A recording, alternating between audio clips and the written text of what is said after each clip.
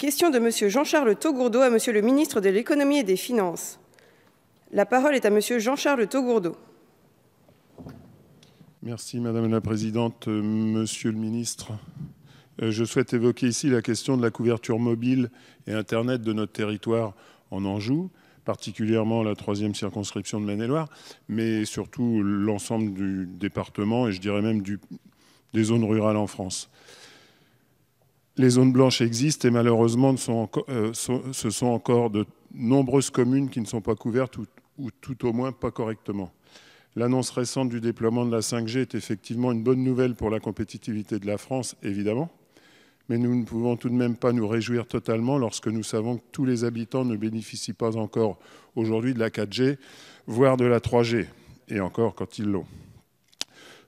Comment peut-on envisager utiliser les moyens de nouvelles technologies dans nos mairies pour les démarches administratives ou alors pour les entreprises, les agriculteurs ou les professions libérales, je pense notamment aux médecins qui se déplacent dans nos campagnes, si l'ensemble des territoires et notamment ruraux ne bénéficient pas des mêmes moyens que dans les zones urbaines. L'État, Monsieur le Ministre, a une vraie responsabilité dans l'inégalité qui existe. Les élus locaux peuvent s'investir fortement auprès des opérateurs, mais malheureusement, si la dynamique n'est pas nationale, les choses n'évolueront pas. À chaque fois que le sujet est évoqué, nous avons droit à de belles promesses, mais non suivies d'effets. Serait-ce un vœu pieux de voir la 5G se développer en premier lieu dans les zones rurales avant les zones urbaines, Monsieur le Ministre? Lorsque l'on observe les cartes publiées par l'ARCEP, il n'y aurait normalement aucune difficulté ou presque dans le Maine-et-Loire, mais force est de constater que dans les faits, la réalité est bien différente. Je pense qu'il faut arrêter de regarder les cartes et les zones vues du dessus parce que les ondes, elles se déplacent horizontalement depuis les antennes et non pas depuis du haut de satellites. Monsieur le ministre, pourriez-vous nous dire aujourd'hui quels sont vos objectifs concrets pour couvrir totalement notre territoire dans un délai maintenant qui doit être court? Merci beaucoup, chers collègues. La parole est à Monsieur le secrétaire d'État auprès du ministre de l'Action et des Comptes publics, Monsieur Olivier Dussopt. Merci Madame la Présidente. Mesdames et Messieurs les députés, Monsieur le député, vous l'avez dit, il reste des zones blanches, ce serait folie de dire l'inverse, et vous savez aussi que le gouvernement porte une attention particulière à ce sujet-là. Nous l'avons matérialisé par un New Deal mobile, annoncé le 14 janvier 2018, entre le gouvernement, l'ARCEP et les opérateurs, qui vise à généraliser une couverture de qualité et avec une priorité donnée à un véritable aménagement numérique du territoire. Les opérateurs mobiles ont pris des engagements en termes de couverture mobile et de qualité de service qui ont été rendus contraignants lors de leur retranscription sous forme d'obligation de couverture dans les autorisations d'utilisation de fréquences. Et c'est là un point majeur pour tenir les délais et les engagements pris. L'ensemble des obligations des opérateurs mobiles peut faire l'objet de sanctions par l'ARCEP en cas de non-respect dans les conditions prévues par le Code des postes et des communications électroniques.